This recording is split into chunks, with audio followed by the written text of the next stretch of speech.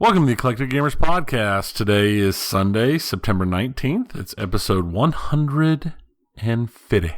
Ooh. And for our very special episode 150, we're not doing anything. Nope. It's a pretty normal episode. It's an episode. It's not even got a whole lot of going on. It's not. We're not reaching for content, but we also aren't saturated. Like I think we've been for pretty 5 or 6 episodes. It's been pretty heavy. So they're not. Don't guys, Stern fans, calm down. We're going to talk about Godzilla. We're not saying that there wasn't any major news. It's just we didn't have like 2 announcements in the same 2-week period. There wasn't like 2 announcements. The SEC hasn't filed against anybody else. There's not been too much crazy. Yeah. Basically, it's just limited crazy is really what it's about. I'm Dennis, and so what's going on? Intros. What's been going on? You start a new game. You start an old game. Did I? You talked about maybe going back and doing Civilization with the DLC.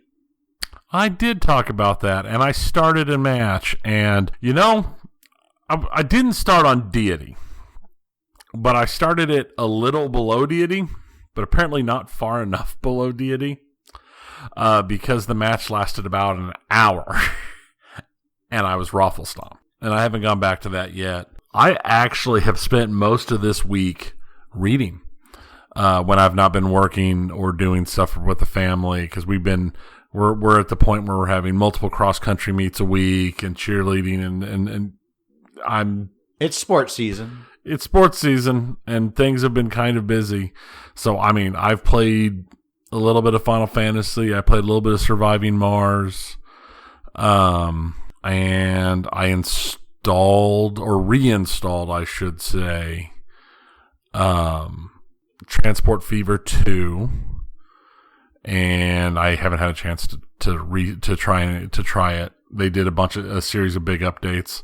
I was considering reinstalling No Man's Sky now that they've put even more updates out. But I figured every time they put updates out, I install No Man's Sky and I play it for a couple hours, going, man, this game's gotten a lot better than it was. All right, delete. So it's just about the comparison. But mainly, I've been reading and just doing stuff around the house. So I said I've had stuff almost to the point where my only chill times have been the last 45 minutes before I go to sleep at night. Mm-hmm. So I've just been reading. That makes sense. Well, I did finally finish Gears 5.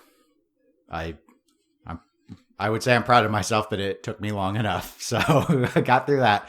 And I've started playing an investigative puzzle game called Sherlock Holmes Crimes and Punishments. And I'm actually almost done with it. I think I'm ready to start the last investigation. So, because Sherlock Holmes is the world's second greatest detective, the first being Batman. So, what about Columbo? I don't know. Maybe he's third? Just one more thing.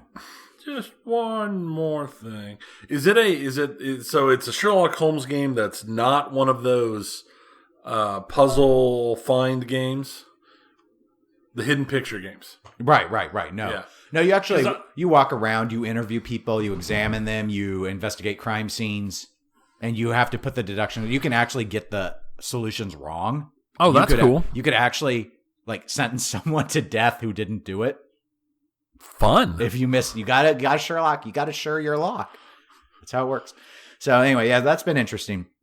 And then we were both at the Pizza West monthly tournament yesterday. There was pinballs played. There was. I think you got further than you did the prior. I did. Tournament, and I got further than the prior tournament. So that was fun. So yeah, I think according to the match play, because we did it was 4 strike again. I believe I got 6th based off of what I saw this morning. So it was tight. When I left, there were people, who didn't have very many strikes and they weren't the ones who won. So there were comebacks and tears shed. No, there's no crying in pinball. There are rules. There's tons of crying in pinball. No. I've seen all the crying in pinball. Let's see. Where did I finish? I think you were tied for 13th. Standings. Yes, 13th. So, yeah, we were, because it's sort of like the Swiss match style and you're kept with people who are of similar strikes, it was a lot of people lasted a really long time. And so you just all of a sudden you get these little chunks of people finally falling out. I almost put you out. We were both sitting at 3 strikes. Yeah, what game was that? That was on Turtles. Turtles. Turtles is what ended me. And I went from over 1 million behind you to within 50,000. Mm-hmm. I just had to hit one more shot. But on Turtles, one more shot is not always a gimme. So yeah. So let's go ahead and we'll use that to transition to our pinball segment. I will note that I did invite people to write in and tell us if we should just stop now that we're at 150, and no one did. Well, that's good. We did have people write into us. Actually, or either write into us or write in. I had a few people contact me directly. Most of the feedback was about our discussion on This Week in Pinball and more stuff about the Federal Trade Commission on the last episode. Almost all the feedback was positive. Well, that's good. People who either liked what we said or just that we spent time going through it. There was one notation on Pinside that I want to go ahead and note here where they did point out that Jeff with This Week in Pinball did put on some of the YouTube videos at the very front of them that they were sponsored by Deeproot.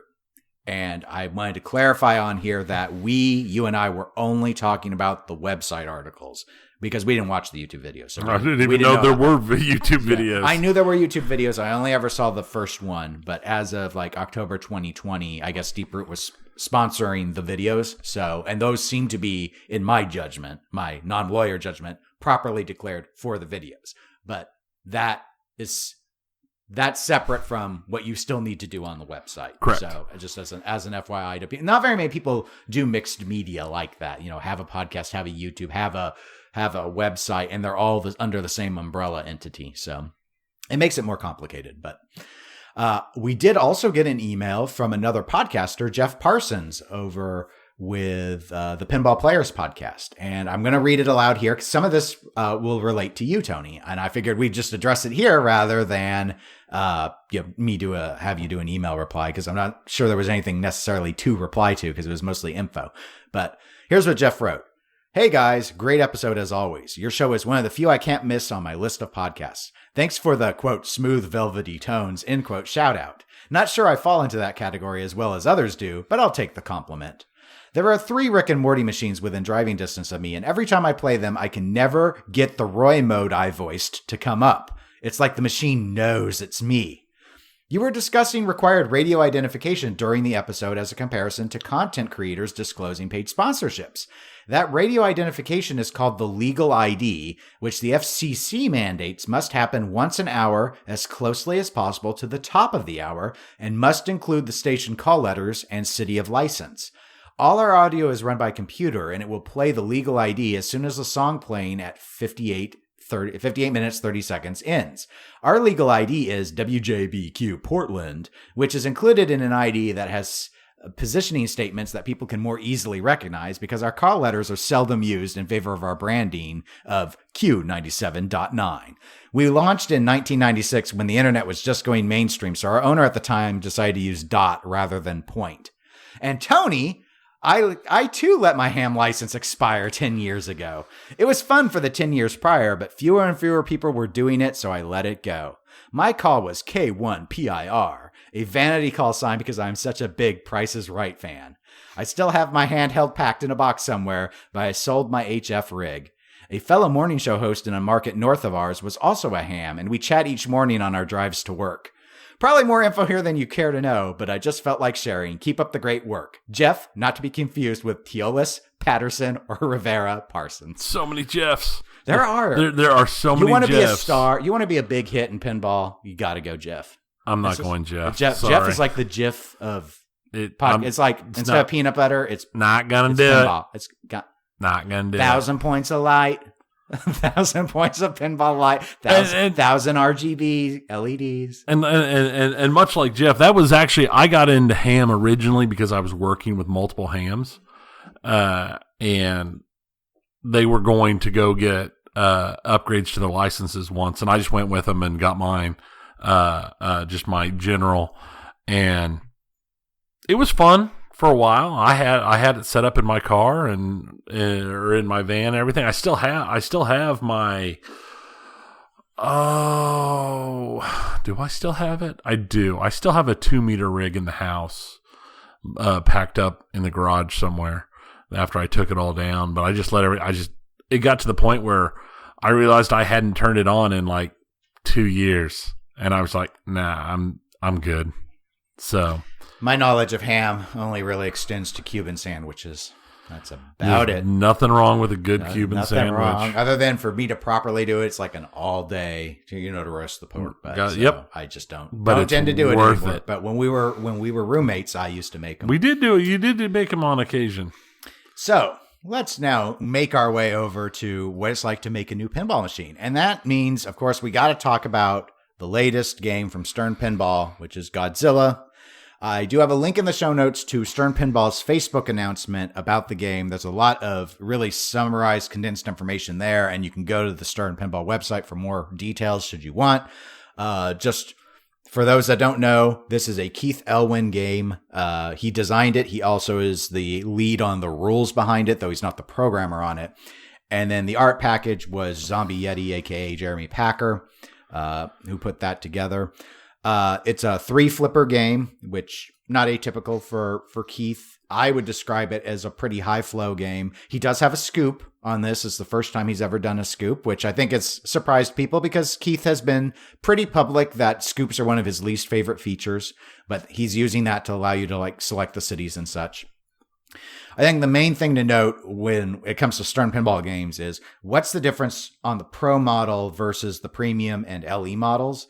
And art packages aside, in terms of features, I would say from looking at it, reviewing the list of features and what I could see, the most notable differences are the Premium and LE versions have a ramp that's a collapsing bridge ramp, so it can fall down and drop back onto the playfield rather than continuing the bridge shot or the ramp shot. That's absent on the Pro. The skyscraper toy is on both versions. However, on the Premium and LE version, the skyscraper is actually a mech that moves up and down. And for those of you who are familiar with 90s pinball machines, think the Doctor Who toy on the Doctor Who pinball machine. In this case, depending on what level of the skyscraper is aligned with the ramps which pass through it, there are diverters on the different floors. So where the ball goes will depend what level of the skyscraper is accessible. And then there is a physical ball lock on the roof of the skyscraper. And then when it's time for the Godzilla multi-ball to start, the skyscraper crumbles to the ground and the balls roll off of the roof, which is, it's pretty cool visually. Another difference is the Mechagodzilla. Mechagodzilla on the Premium and LE is a sculpt. It's a flat plastic on the Pro. And the sculpted version has a magnet in Mechagodzilla's chest. And there is actually a rotating stand-up target bank in front of him that functions. You have to take his shields down before you can shoot the ball to him. And there's a spinner shot. There's a spinner shot on the Pro as well, but on the Premium, the ball ramps up and then gets stuck in his tummy magnet. The magnet sticks the ball there. So there's that. And then, as I noted about the Mechagodzilla being a flat plastic on the Pro. The Pro Godzilla in the upper left is a flat plastic, and that's an actual non-interactive but sculpted. It's a sculpted toy on the Premium LE. So those were the main differences I noted in terms of features. Both versions, noteworthy feature is and. As it's been promoted, and it was to my knowledge, this is new to pinball. We haven't seen this before. There's a Newton ball magnet, and so that's sort of at the left orbit, and it's almost like a horseshoe magnet where it's supposed to be able to grab the ball from 5 different shots, and then it essentially sets up the shot to the upper flipper. So, and I did watch a stream of this. Jack Danger on Dead Flip streamed this back on Friday. I didn't watch the whole stream. I watched the first, with Keith, they like to play the game first and then walk through. So I watched the first gameplay and then I switched away once they were getting ready to go through the Stern Insider Connected because I'm not 7 and I know how the internet works. So I felt I didn't need that. But so I got to look, there was a 4-player game. So I got to watch a lot of gameplay. That Newton ball magnet gets used a lot. It was constantly in play. So I think that's pretty cool, and I'm glad that that is in both versions. And then to round out my summary of information, this is the first game where all of the models are coming out with Stern Insider connected. All the Spike 2 games, as we noted in the last episode, will be upgradable. And coming from the factory at this point, they all have Stern Insider connected capabilities integrated. But obviously, the older models don't. But there will be no older model of Godzilla. They all have the QR scanners and everything. And pricing. So pricing is up significantly now. That's a good word for it. MSRP prices are now, for Godzilla, the Pro is, I'm not going to do these 999 things. The Pro is $6,900. That's a $700 increase from the prior game Mandalorian. The Premium is $9,000. That's a $1,200 increase from Mandalorian. And the LE model is $10,500. That is a $1,300 increase from Mandalorian. And I'll also note that Mandalorian was 750 units of LE. This is 1,000 units of LE. Wow. For a license that I think, despite I know you being a huge Godzilla fan, I think we can agree Showa era Godzilla is not as popular today as Mandalorian is.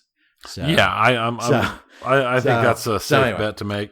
And in terms of the other games, just as a quick aside, this is covered much more depth on the Pinball show from last week that I co-hosted with Zach Meny. I believe he noted that what Stern told him as a distributor is effective immediately. All of the Stern games being made that are not Godzilla have a $300 price increase. At least all of the Spike 2 ones do.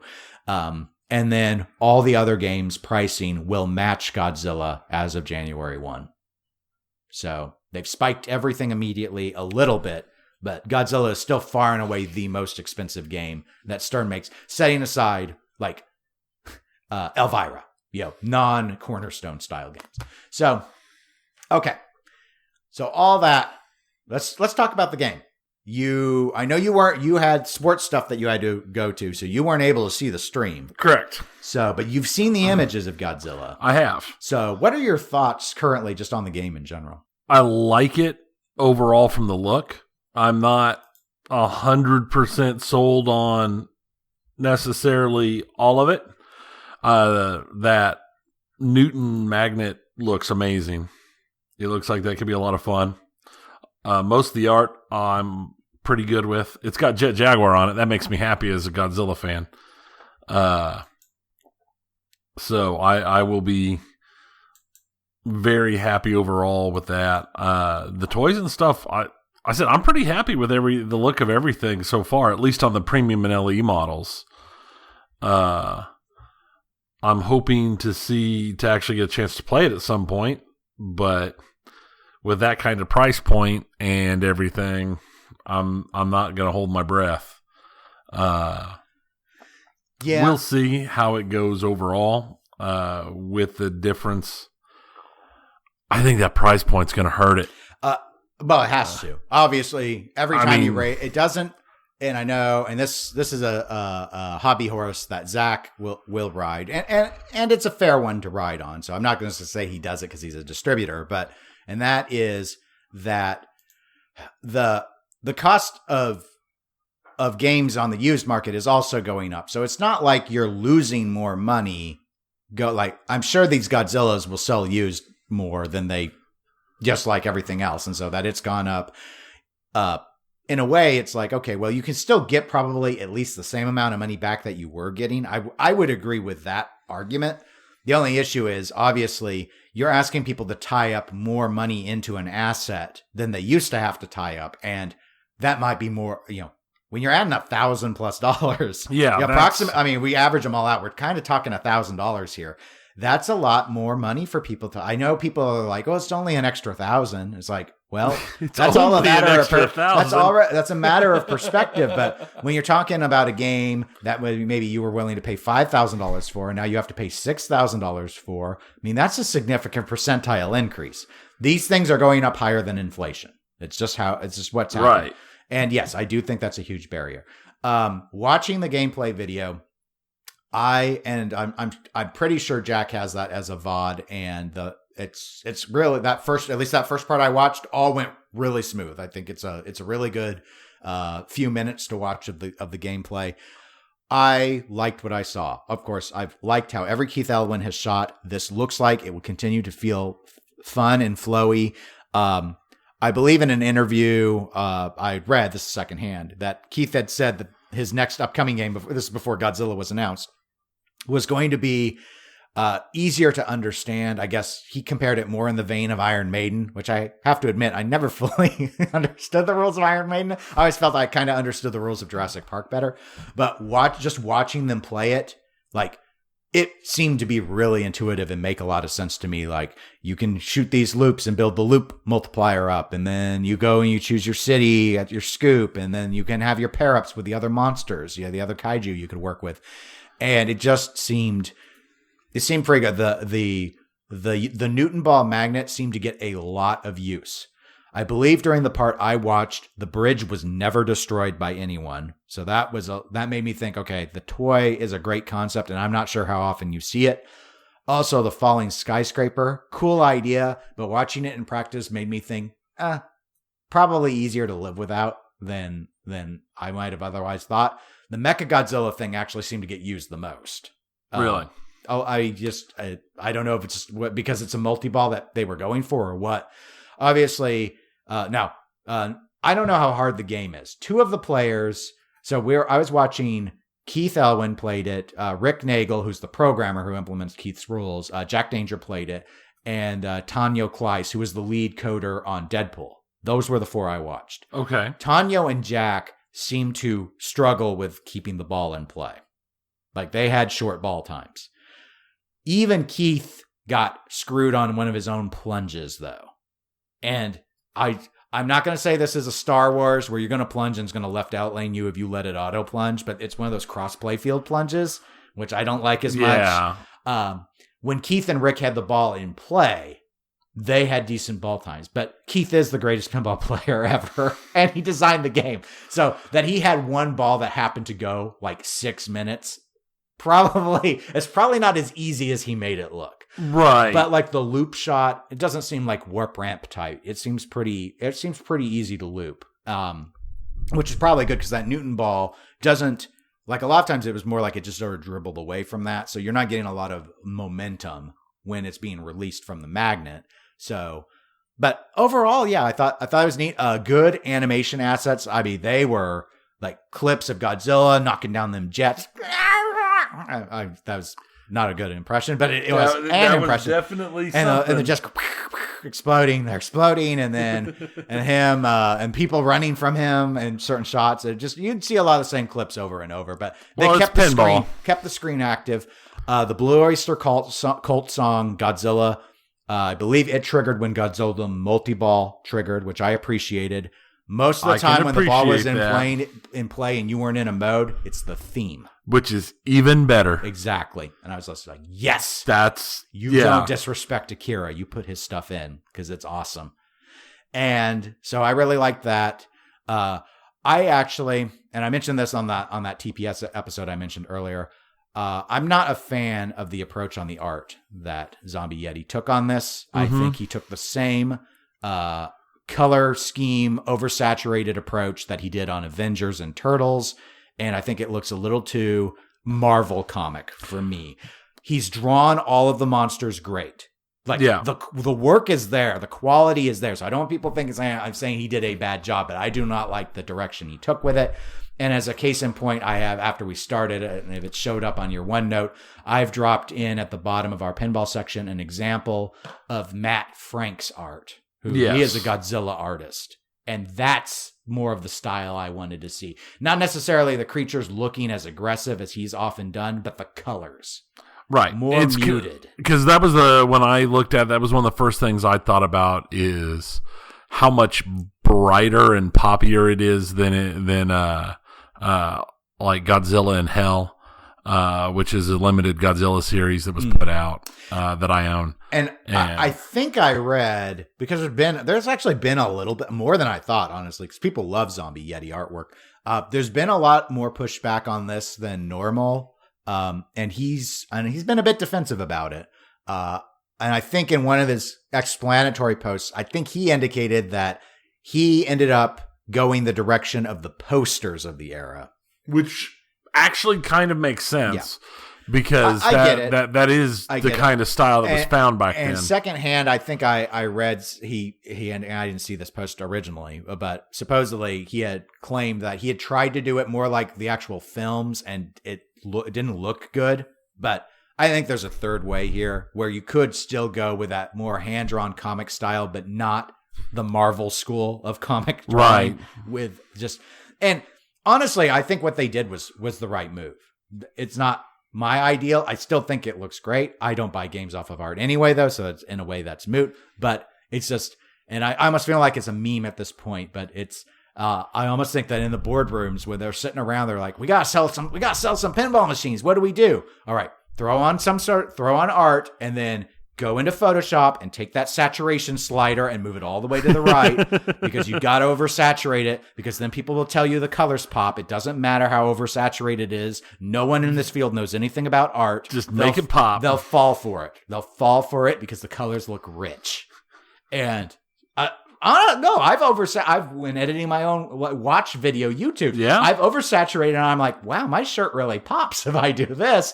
I don't look human anymore, but I look pop. You get a little uncanny valley going on. I look really popped. So anyway, now one of my little favorite, and it's probably not so much an Easter. I mean, there are some Easter eggs like Jeremy put in on the skyscraper. The carpeting of the building is the Papa facility's old carpeting. Papa pinball facility. He stuck a Twippy award in I think up there as well.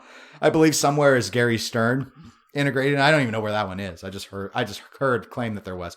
One of my favorite things is not hidden. It's really obvious, but I thought that this was a nice sign that either Jeremy Packer is a Godzilla fan to some degree, or someone told him about Godzilla, and that was that they put between the flippers is Mothra and the shoot again in her eyes, and just her ability to, spoiler alert, Mothra dies a lot.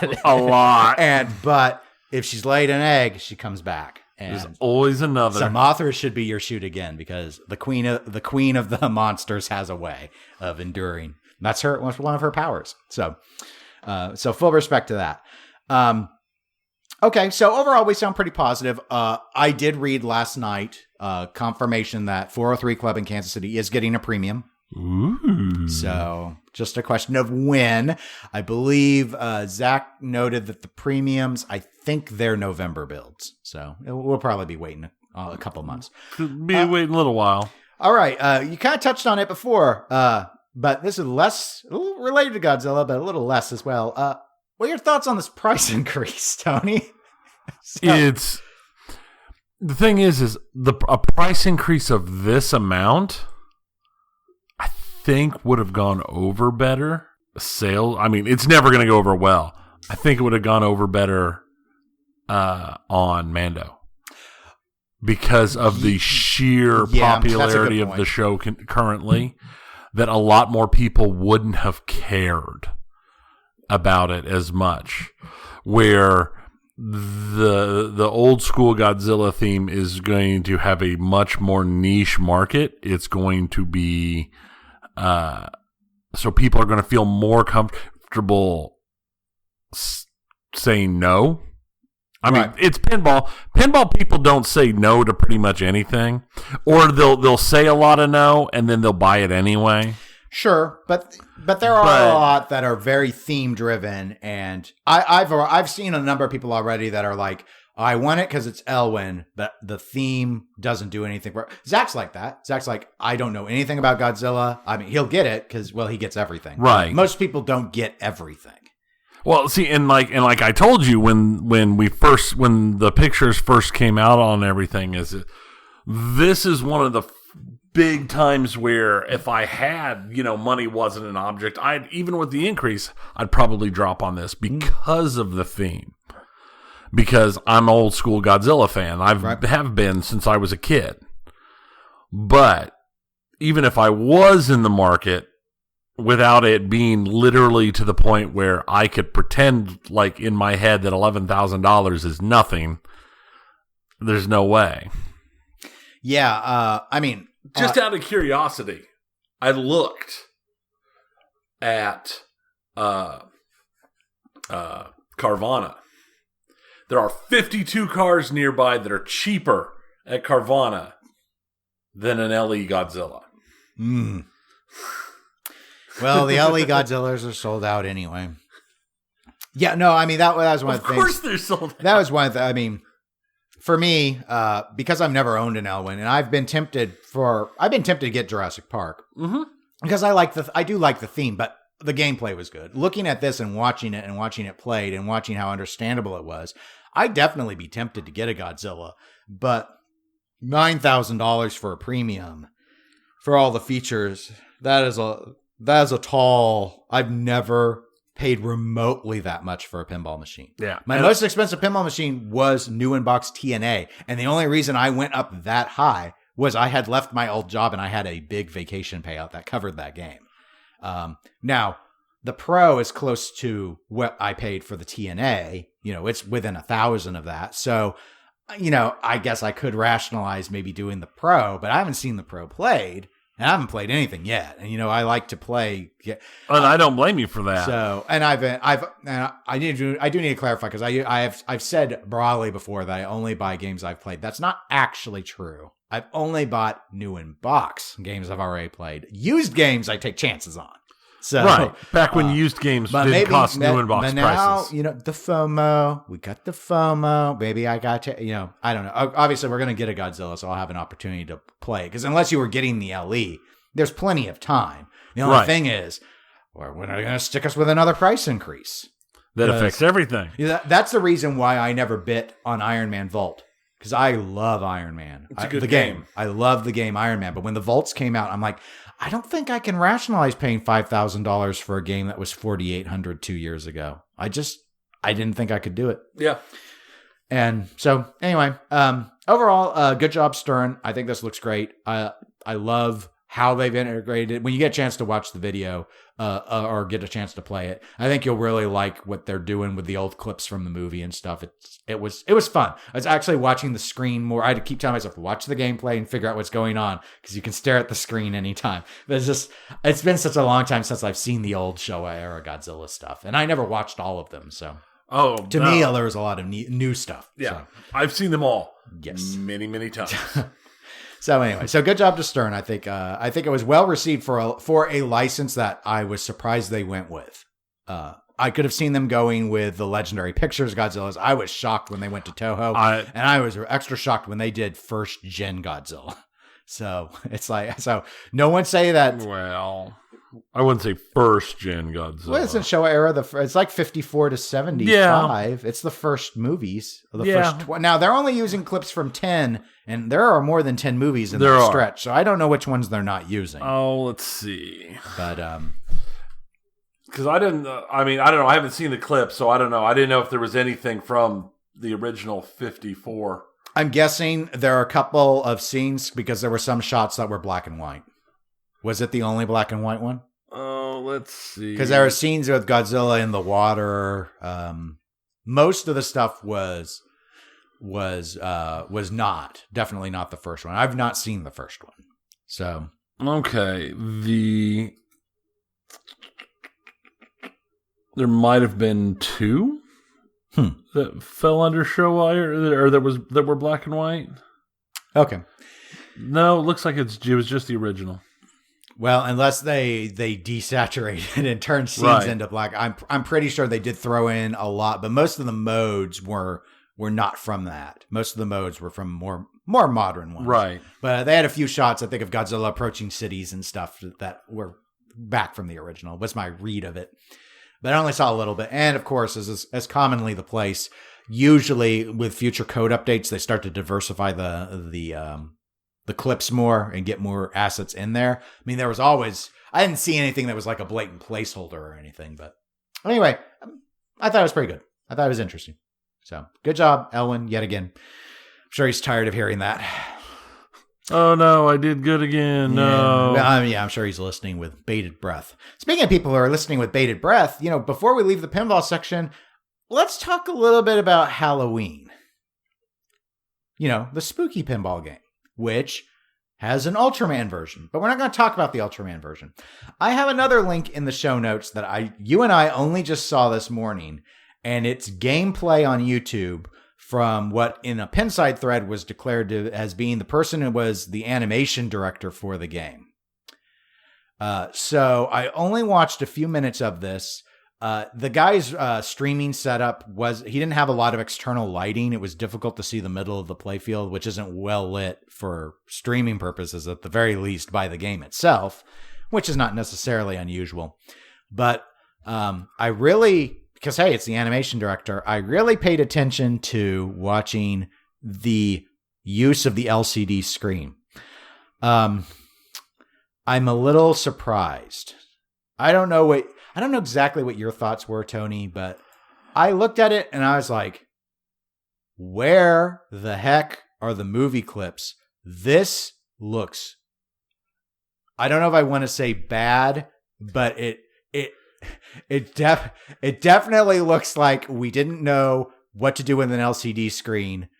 So I'll just describe it. Most of what, and I watched a little bit, and then I watched some of it with you. Different section of the video, incidentally. You wouldn't have known that, but it was a different section of the video. And I'm watching the screen, and it's mostly taking a still image and applying a shaky cam effect to it, or a standard zoom in, zoom out to give some motion to a still, with superimposing additional still layers that are possibly given motion in similar ways.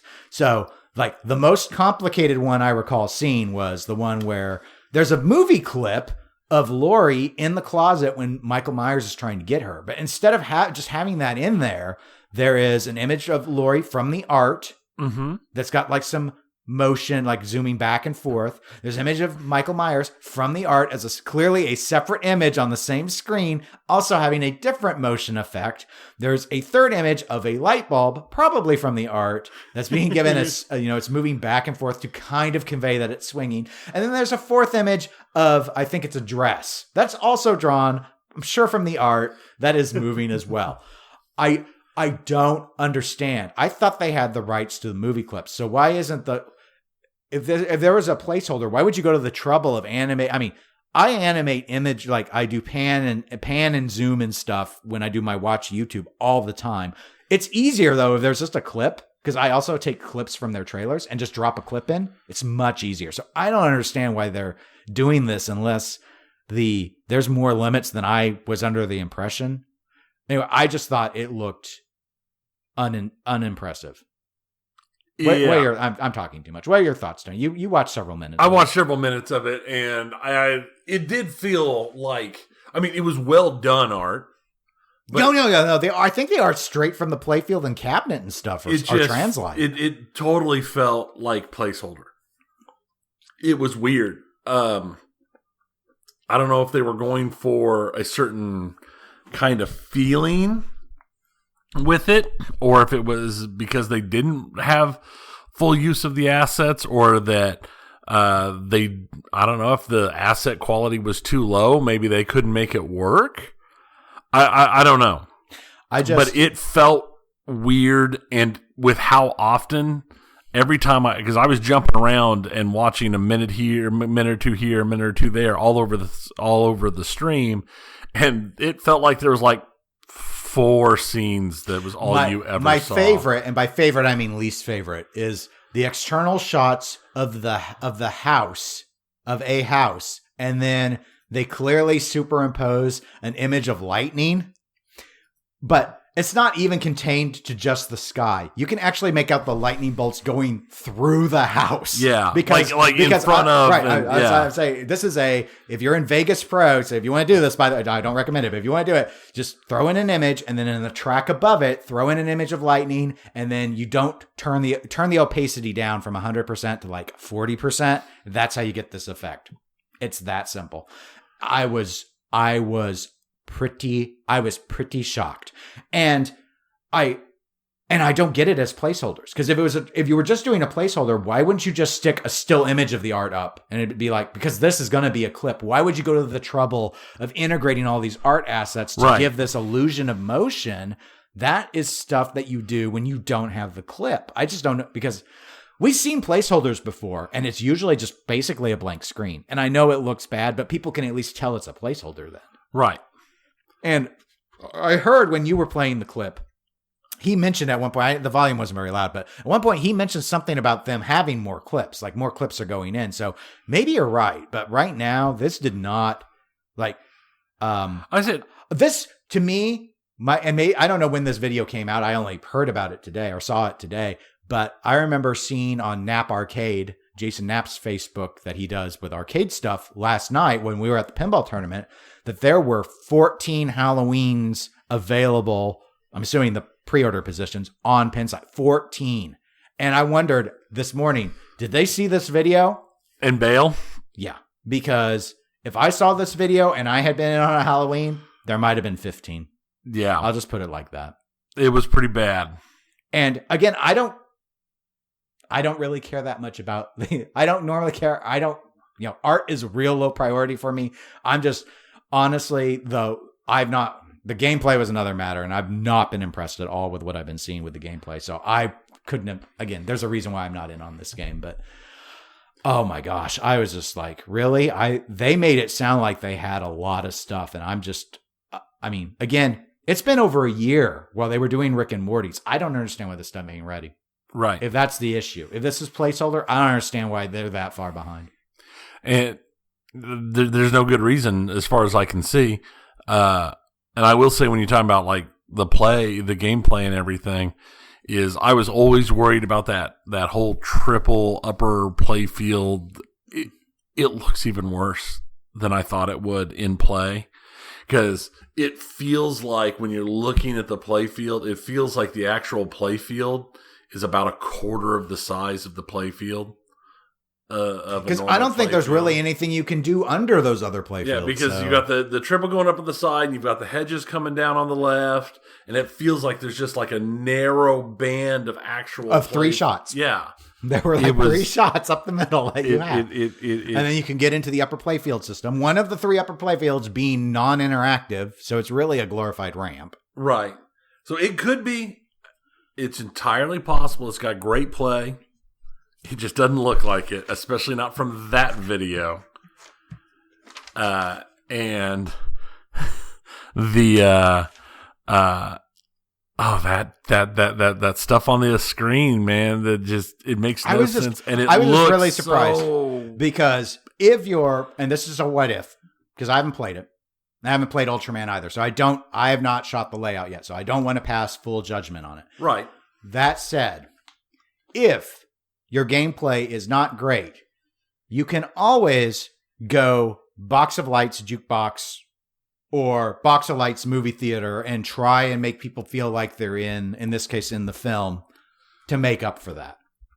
It's the GNR effect. I've been pretty public about my experiences with the standard GNR at 403. I don't enjoy it, but it is it sounds great and it looks great. I just don't like how it plays, and I don't like the rules.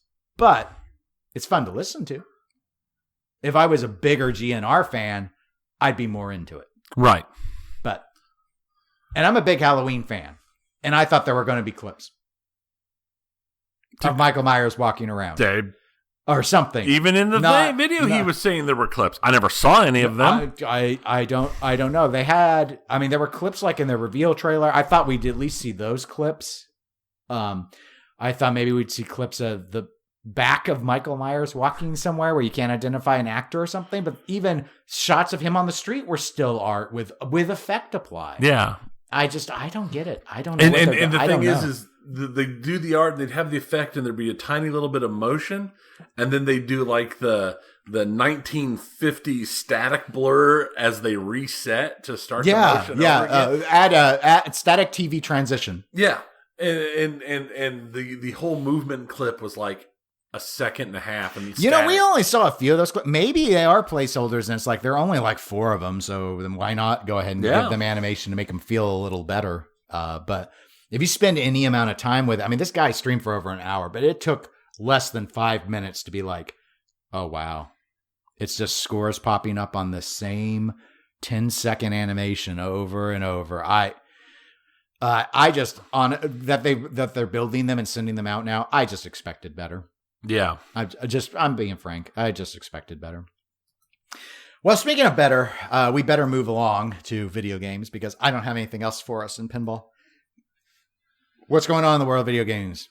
Don't start us with Blizzard this time. I'm not starting with Blizzard. Nor am I finishing. That's a spoiler. With Blizzard. But they're in there. I had to. I didn't want to. I understand. As long as you buried the lead, it's okay. But I'm going with what is, to me personally, the biggest, most important story. This sounds like some THQ nonsense. It's exactly what it is. THQ has confirmed that they're putting out Jagged Alliance 3. I don't think I've ever played any Jagged Alliance. That's a lie. I know you've played Jagged Alliance 2 because we've both played Jagged Alliance 2. You don't know me. We lived together, and I know you played Jagged Alliance 2. You thought it was that's even that it was porn all along. It was porn all along.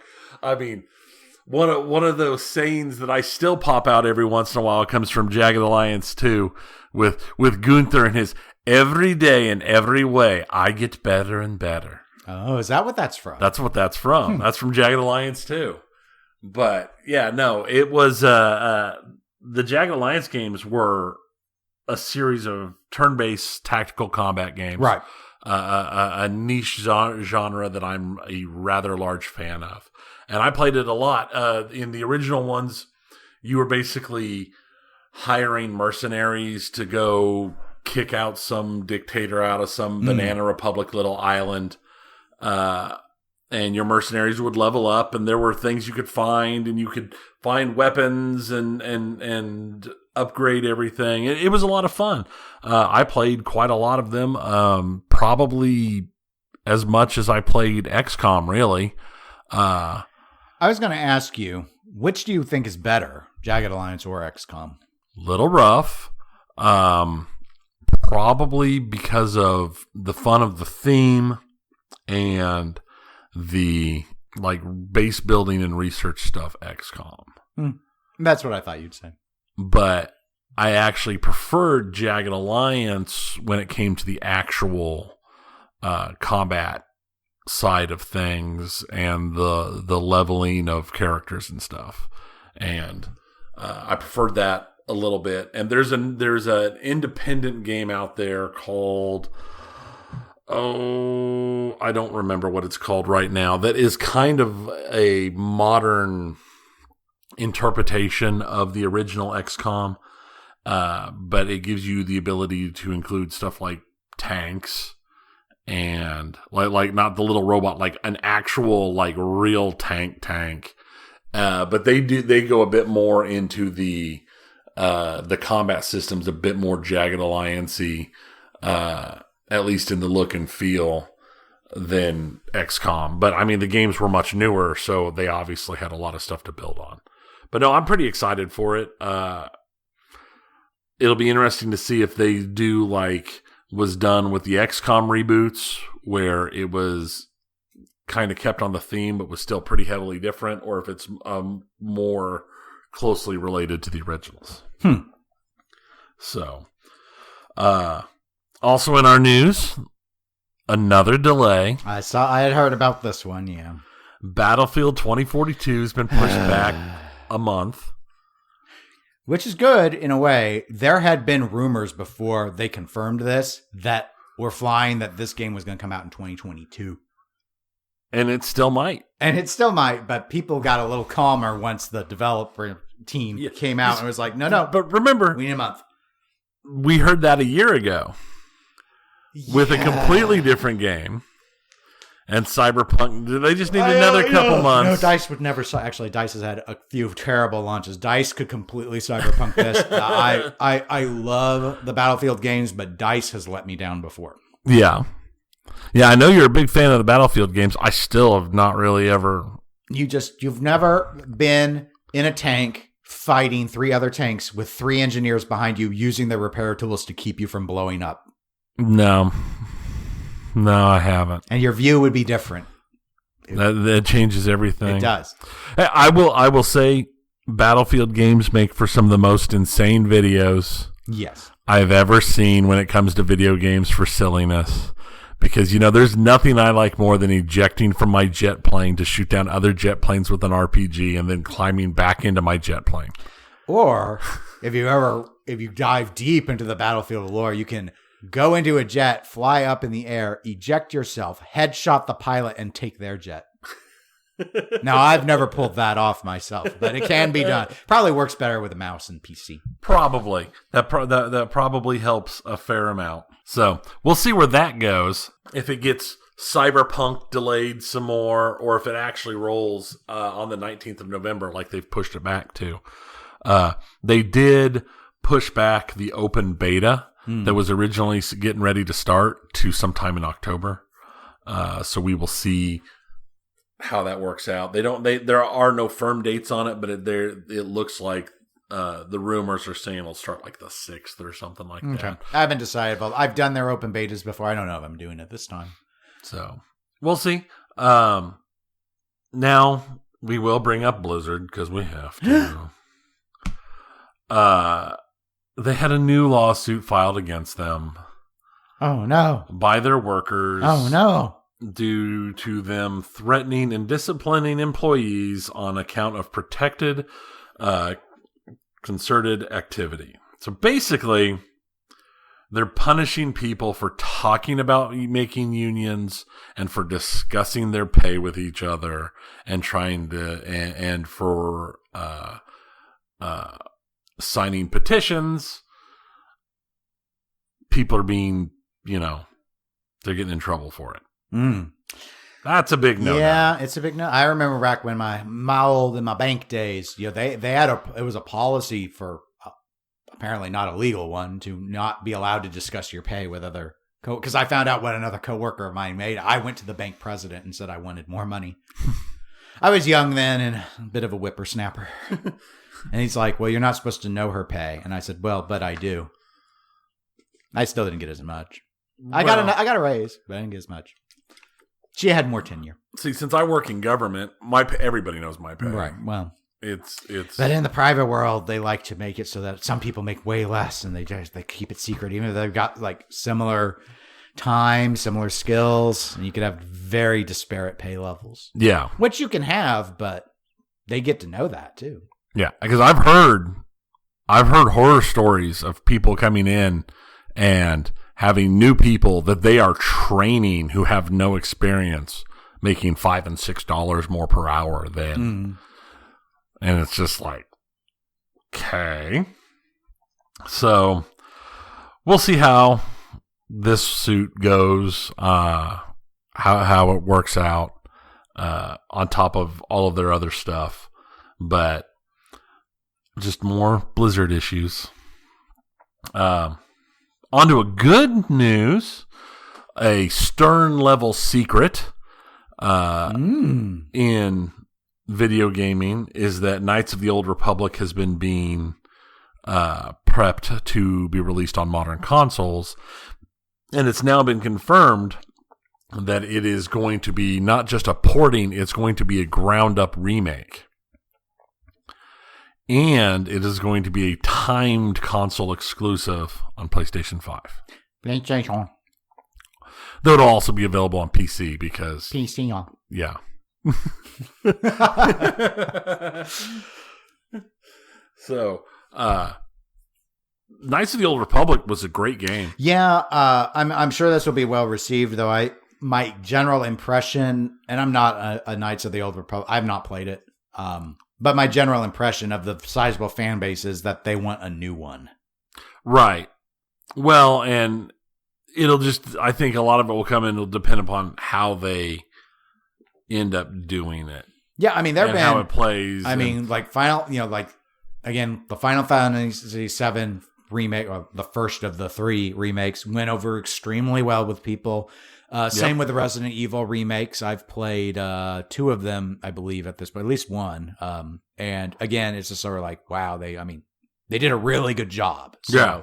So I likewise, if this is done well, not only does it give them this game is old enough that I'm not going to criticize them for, just do another, re-release or rehash, which Capcom was kind of known for a long time.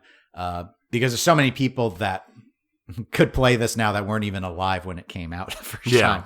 So, well, and some of the rumors say that they're blending some of the stuff from Knights of the Old Republic 2 into it and making adjustments based upon the changes to canon. Okay. So we'll see. We'll see what it ends up being. But I remember the game was a lot of fun. I have actually played through it multiple times because I played, your standard good guy playthrough, and I played a bad guy playthrough. And then at one point in time, I found a guide listing that was talking about an interesting playthrough because, you start out as there's different types of characters you can play, and you can become a Jedi or not as you play through. But there was a version a guy put together where he did become a Jedi and he had Jedi powers, but he still didn't use a lightsaber. He was still a dual blaster guy. And I tried that, and that was a lot of fun because it's like, oh, I don't need a lightsaber. I'll just, shoot everything, stun people, push them away, shoot them a bunch more. It was a lot of fun. So it'll be interesting to see how that goes. And from what I've heard, EA is not involved in any way, shape, or form. Okay. Which is interesting considering they have the Star Wars license for a little while longer. Yep. Maybe there's some, I don't know if it's real. It could be because it's a before. Because it may be something in the terms that didn't affect prior licensors. Right. So that's my guess. And then for my last little bit here in video games today, touching on something we kind of mentioned in our intros, No Man's Sky. Mm-hmm. We all remember, or I've reminded you at some point in time, what a massive disaster No Man's Sky was on launch, and how many major patches have come out and changed the game. But it's actually at the point now where on Steam, it has shifted from mixed to mostly positive in the reviews. I think that's actually pretty impressive. Considering originally it was like mostly negative, to have moved all the way up to mostly positive is insane. Right, and when you have to think about whether or not very many people would go back and revise their old reviews, or if just enough other reviews have come in. Right. And that reminded me of, and so I pulled it as of our time of recording, tying this back to Pinball, Pinside has its top 100. Mm-hmm. One of the, by and large, most respected games of the last 10 years is The Walking Dead. It's rated 31st on that list. And the reason is it was not well regarded when it came out because the rules were not very good. Right. And a lot of those reviews on Pinside are from those early, and those people didn't go back and play it again. Or if they did, they didn't go back and adjust their review. And so that game is forever pulled down lower than it should be by any objective measure, because people judged it by what it was in the past and they haven't revised it. Because I don't see, it's tough for me to say, but I would go ahead and say there's no reason that game wouldn't be in the top 20 if it was judged off of how it was when it was finished. But they put it out before it was finished. Right. And that's the price that got paid. Well, and I wonder how many other games would have the same shift if it wasn't. And how many games are the opposite? How many games have a higher rating based upon their massive popularity when they first came out compared to what it actually ended up being after people had played them for a while? And in Pinball, at least, that's actually really common. It's almost a joke at this stage that when people buy a new game, they will go in and they 10.0 it. And whether or not they're doing that because they are super excited, whether or not they're doing that because they want to sell the game and they need to get it a higher rating because they decide they didn't want to keep it, or whether or not they give it a high rating because mentally they would have a great deal of difficulty accepting that they spent thousands of dollars on something that wasn't great. It could be any of that sort of thing. And then other people go in eventually and overly negative vote it because they're trying to counteract the people that were overly positive on it. And then eventually the game shakes out to where it's quote unquote supposed to be.